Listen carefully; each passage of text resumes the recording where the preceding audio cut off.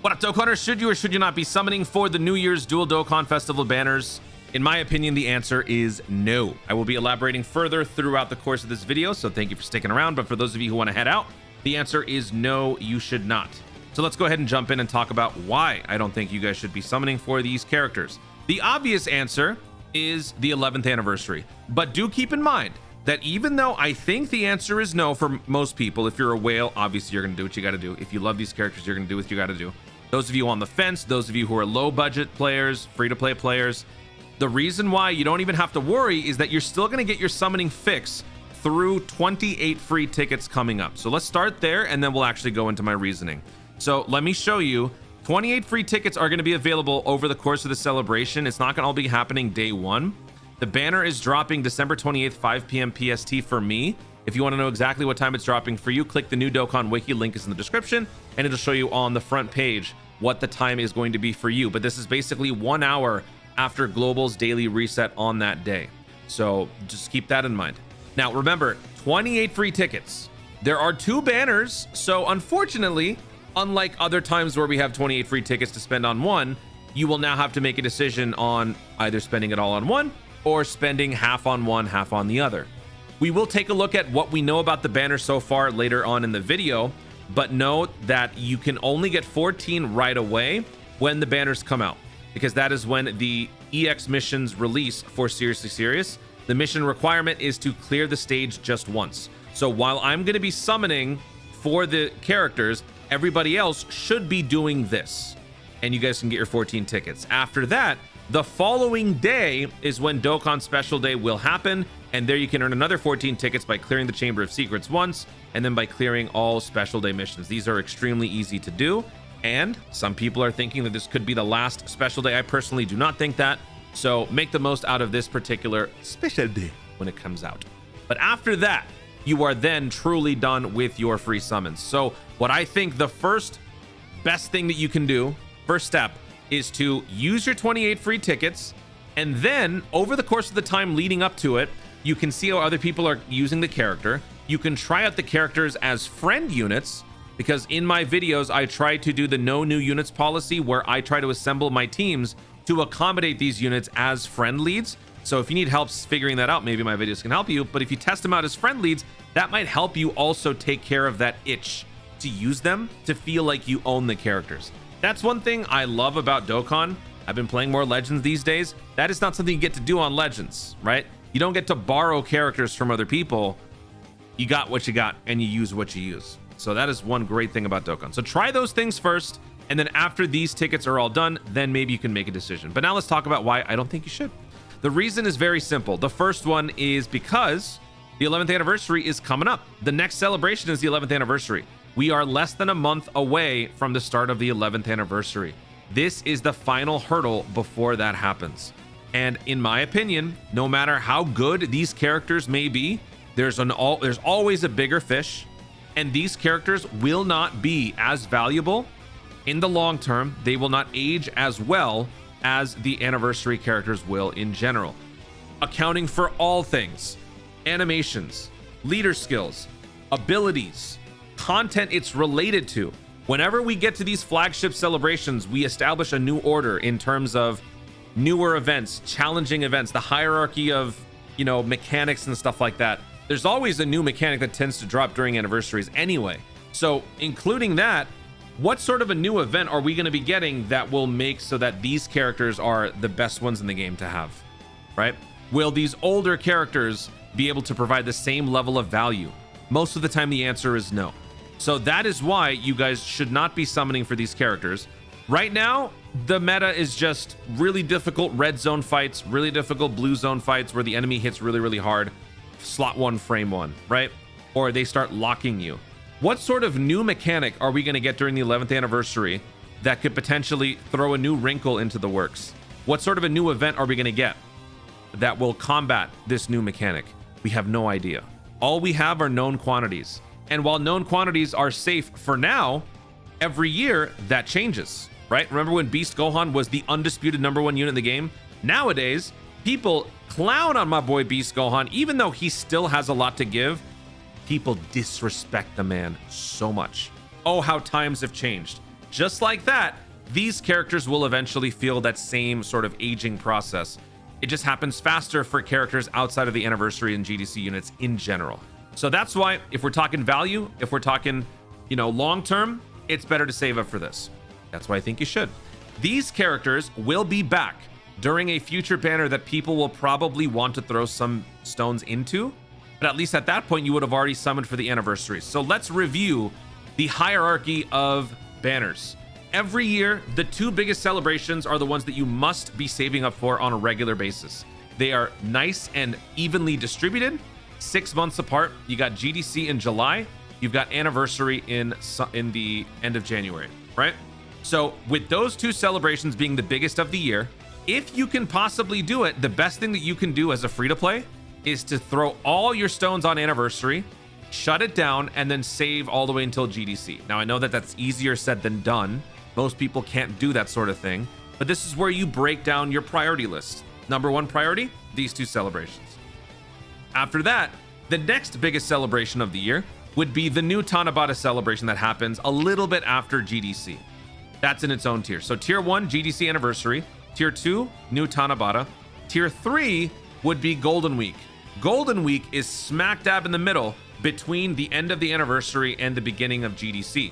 And this, my friends, is where the Dual Dokkan Festival characters will come back. That is where the Dual Dokkan Festival New Year's characters will make their return.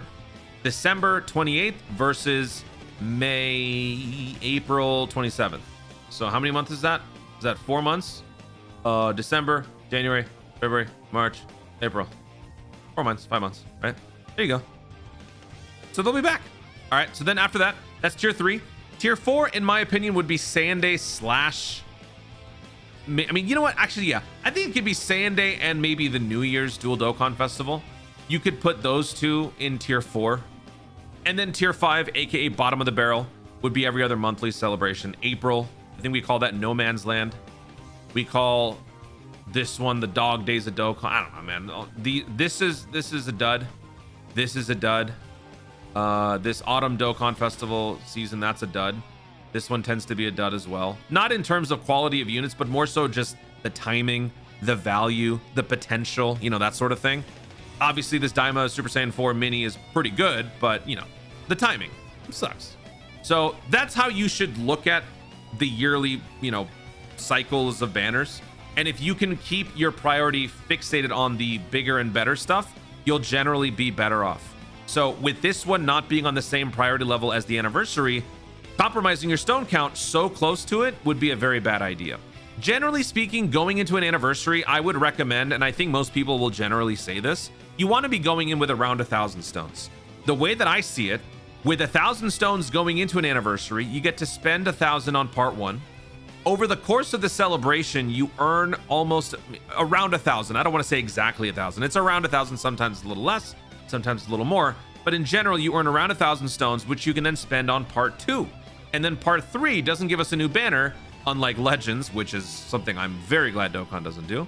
But in part 3, you can use some tickets that you've been getting over the course of part 1 and part 2. You can throw some last few stones on some certain banners if you really want to, but that's how it works. And then after that, depending on what your goals are for the rest of the year, you can pretty much shut it down. It just seems like a better prospect for you in terms of indulging in summons to do it that way, rather than going into the anniversary on your hands and knees, right? If you've got 300 stones right now and you're looking at the New Year's Dual Dokkan Festival, do not summon. And again, this is all my opinion, so if you disagree with any of this, that's totally fine. You don't need to listen to me. I'm just talking to those of you who are on the fence, can't decide for yourselves. These characters are fun to use. They look like they're very logically sound. This guy is a shield who stacks and stacks and stacks. This guy is a sword who stacks and stacks and stacks. He's a high risk, high reward. This guy is a safer, more stable slot 1 unit. So yeah, they do have potential. They do have value, but are these guys ultimately going to shape the meta that goes on for a while? I don't think so. Up until now, and probably including now, I think the #1 team go-to is GT Heroes. If not GT Heroes, GT Bosses. That is a product of GDC. Since GDC, we have had a lot of releases. We have had a lot of characters come out, and I can speak, you know, I can speak to this point. Since I do the no new items approach when it comes to my content, I try to anyway. One thing that I've noticed I fall back on quite a bit whenever certain teams don't get it done is I fall back on a GT Hero setup or I fall back on a Tech Vegito setup. Both of those characters involve anniversary GDC characters. So that is why, again, if you can maximize your expenses on these, you will generally have a better time throughout the course of a year. We're not going to probably have a free handout this year like we did for 10th anniversary. 10th anniversary was special and we got a free Vegito. God, everybody had a free Vegito. That was the most busted, like just insane thing they've ever done. I think, I mean, it was because it was 10 year, the prestige of it all, but then also they had given us 6 characters to summon for. So giving us one of them, I think was actually pretty cool. I don't think that's going to happen again, but we'll see. Maybe I'm wrong. Maybe this is going to be a thing moving forward. I don't know. But even if it happens, you can never assume that it's going to happen. You want to be planning for the you don't want to be planning for the unexpected. You want to be going in to make sure that you can get your hands on a character at least yourself. So the more stones you can get, the better. That's why don't do it. Now that I said all that, once again, reminding you, free tickets. We got the free tickets coming up. But now let's take a look at the banners themselves. So I wanted to do a little bit of banner breakdown here. We got the banner assets already. And so this shows us 5 of the, I guess, main characters that are going to be featured. I don't think that there would be any reason to hide anything more high profile than these. So I would imagine that this is as hype as it gets. But I still want to try to figure out the rest of them. So what I've got here is I've got this banner for the Gohan, this banner for the Gamma 2, although this Gohan looks kind of weird. Does it look a little cross-eyed? This is a weird render of the Gohan. I don't know why. All right, anyway. So we got these 2 banners. And I'm looking at last year's banners, the Dual Dokkan Festival banners from last year. And we're going to kind of use this as a way to figure out what's going on with the rest of it. So we'll start with the headliner. Last year's headliner, Glorio and the Daima Super Saiyan Goku, right? So let's compare to, all right, so this one. So Glorio is the Gohan. All right, got it. Next, on the banner art, we got okay. Actually, wait, we got Orange Piccolo, okay? So we got Orange Piccolo. He is, you know, actually, let's just go in order from here. Okay, so Fat Boo over here. This is Golden Week 2023, right? Golden Week 2020. Oh, sorry, 2024. Okay, so that was the Golden Week the same year as Glorio's release. Okay, so do we have on this banner the Golden Week character from the same year? Yes, we do. We got Hit and we got Blue Kaioken Goku. All right, so banner or main unit and this guy, check. Okay. Next up, we got Super Saiyan 3 Goku. This guy released on the New Year's celebration the following. Oh, wait. We have to look at it from the JP. What's going on with this? What the hell? Okay. Let's look at the JP release. December 2023. Yep, there you go. All right, so December 2023, that is the New Year's Dual Dokkan Festival the previous year. Okay, so New Year's on the previous year, what would that be? So with Gohan Gamma being this year, what was the New Year's last year? Was that... Oh, you know what? Is that not here? Interesting. Glorio and Daima Super Saiyan Goku are not shown here. So this kind of... Okay, so I just talked about how the most high-profile characters are shown here. Maybe Glorio is still on the banner, but they're not showing him on the banner art, which is interesting. Why would they not? So I wonder if Glorio and Daima Super Saiyan Goku will be there. Not that that would matter. I don't think that that would make these banners any more enticing, although Glorio is, you know, pretty good as a slot 3 support. But that's interesting that they're not here. Okay. Well, we'll put a pin in that. Let's move on. Golden Week from 2023. I know that. This is the 23rd World Tournament Goku. That's 2023's Golden Week. So Golden Week from the year prior to the main headliner. Golden Week year prior would be this guy. This guy released in 2024. So that's the year prior. And that fits. Okay. Let's move on. Then we've got New Year's 2022. That is New Year's 2 years prior to this one, right? Because this guy came out December 2022. Yeah. So that was 2 years prior for Glorio, which means that's 3 years prior for us this year. Wow. Yeah, I mean, this obviously thematically makes sense. But if we were to show the New Year's character, Dual Dokkan Festival character from 2 years ago, that would be the STR Super Saiyan 3 Goku right here.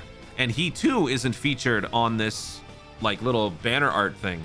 So Glorio, Daima Super Saiyan Goku, Hirudegarn, and Goku Super Saiyan 3 STR are not listed, but I think they'll probably be on the banner.